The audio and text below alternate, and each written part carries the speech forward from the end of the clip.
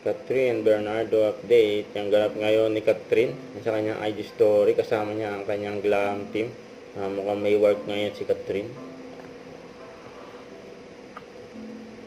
Ito pa yung IG story ni Catherine. Yung kagabi, nanonood pa nga sila ng movie sa HBO.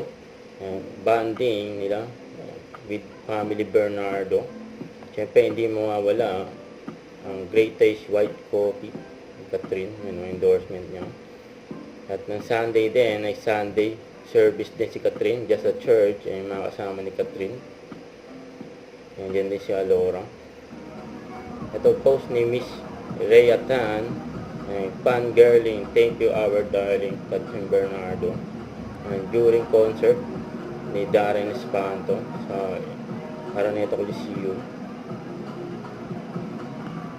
Yan namit ni Miss Rhea Tan, si Catherine Bernardo. Fan siya ni Catherine.